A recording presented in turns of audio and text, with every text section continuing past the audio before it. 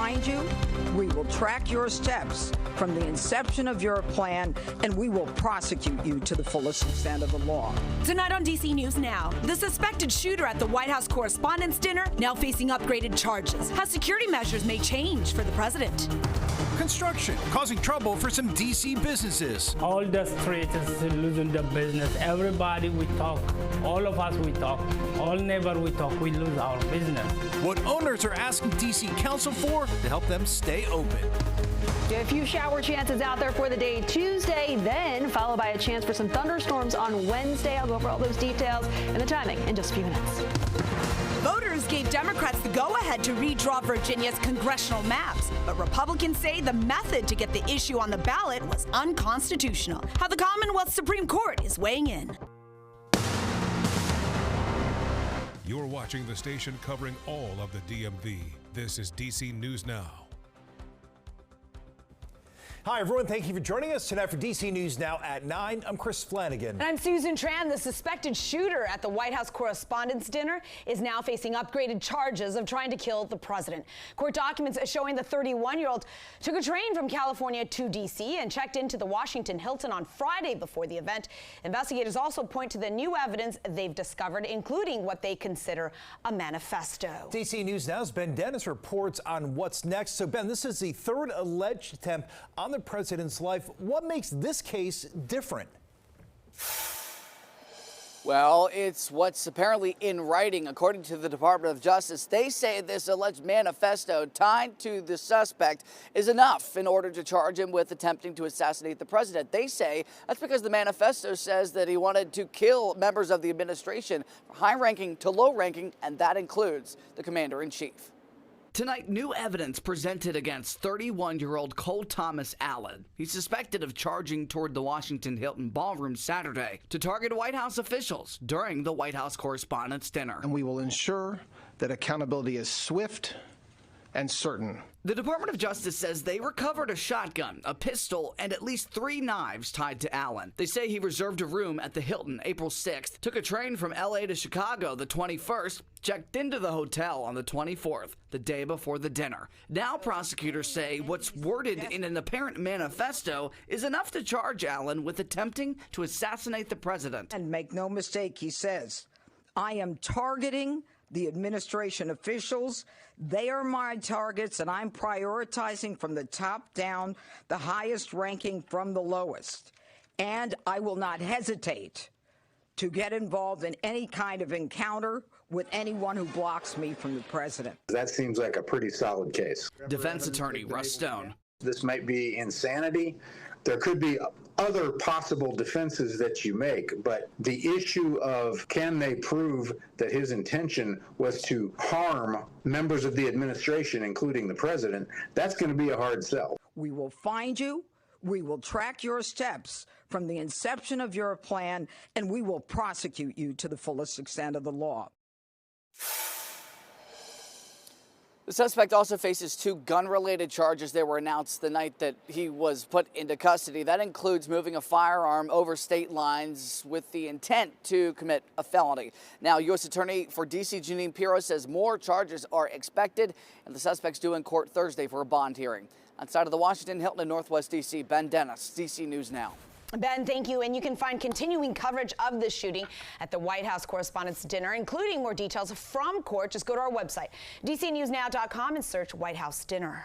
And despite the weekend shooting there, the King and Queen of England are going ahead with their 4-day state visit to the U.S. Tonight, they're in D.C.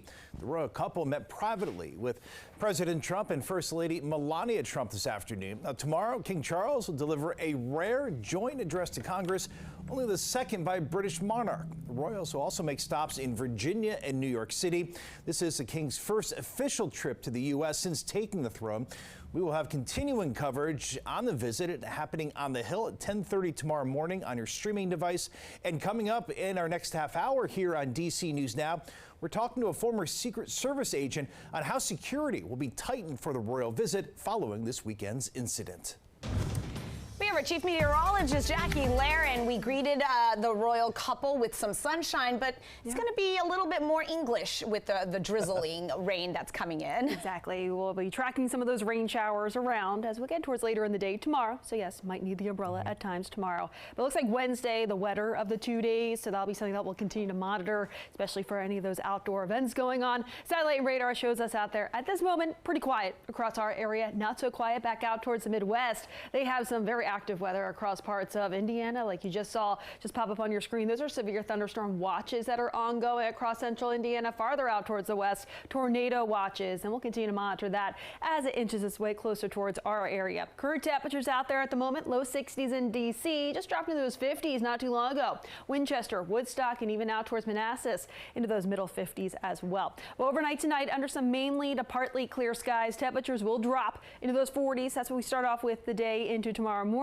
But yes, maybe that chance for some showers back out towards our westernmost areas, and then that breaks apart. Then we'll see some showers around Tuesday afternoon and evening, and these will be hit or miss. And then Wednesday, better chance for some wet weather and some thunderstorms. More on that coming up. DC News Now is your local election headquarters. All eyes are on Virginia's Supreme Court. Justices hearing oral arguments in a case that could determine the fate of the Commonwealth's redistricting referendum. The state's highest court is now weighing an appeal from Democratic leaders after a judge ruled they did not follow proper procedure. Democrats say the timing was intentional, passing the amendment before last November's election.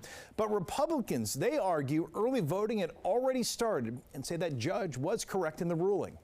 We're optimistic that the justices of the Supreme Court will recognize that the Constitution defines the elections taking place on the Tuesday succeeding the first Monday in November, and every state and the federal courts agree on that. There are three arguments that the trial court agreed with. We think all those three arguments are strong, and we're confident in this court. It's still unclear when the court will rule on this case. It's also important to note the same judge who originally ruled on the case ruled last week in a different case. The State Board of Elections could not verify the results of Tuesday's referendum for several reasons.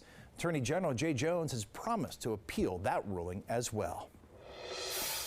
Well, there's a major construction project in the district that has crews working on busy Connecticut Avenue in DuPont Circle. And it is creating a huge mess on the street and sidewalk for months now. Local businesses say it's been driving away customers in droves. DC News Now's Daniel Hamburg joining us live there in Northwest. All right, so Daniel, just how bad has this gotten?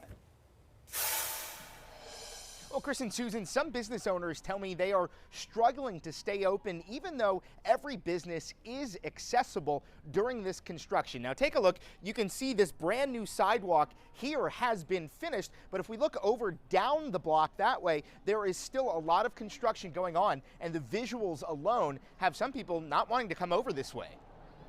As construction crews are laying down a new sidewalk at the corner of Connecticut and R Street, up the block at Tatiana Pizza, owner Abu Bakr Ali is working hard to keep his business running.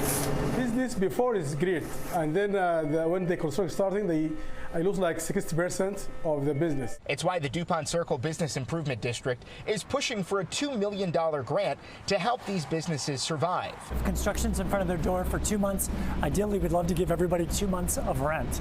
I don't know if that's all possible, especially because DC's budget is kind of shrinking. During a budget hearing Monday, Councilmember Charles Allen said this. It feels like that type of support should have been organized in advance of a project coming. So I appreciate the advocacy for it now, and let's see what we can do to try to help create those tools to be supportive of our businesses there. FH Amsterdam convenience store has been in business almost 8 months, but owner Hamdou Abdusalam is struggling. I cannot pay the rent, 3 months no payment of the rent. I have a court here and there. The landlord is going to kick me out. He says his customers can't park outside and don't think they can walk around the barriers either. He needs to support his family. So they gotta do something for us, please. So this construction is going block by block here on the west side of Connecticut Avenue. Construction on the east side and going north on Connecticut is expected to start this summer. The entire project isn't going to wrap up until spring of 2027. We're live in DuPont. Daniel Hamburg, DC News Now. All right, Daniel, I can attest it is not easy navigating that area. Thank you. A major effort to keep kids in class in Maryland. The new program in Prince George's County focuses on students helping each other. School leaders had kids fill out pledge cards over at Andrew Jackson Academy to be part of the new district-wide Attendance Ambassador program. Now, the initiative started here a few years ago and is really focused on having students help to keep their classmates in school. The principal says they've seen kids who are chronically missing class dropped from 74 down to 21%, a huge dip here.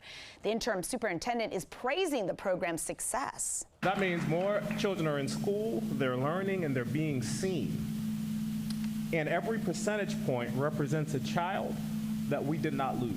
If there's too many kids missing, they miss out on vital learning.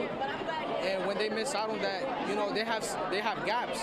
So when they missing those gaps, you know, they get stuck.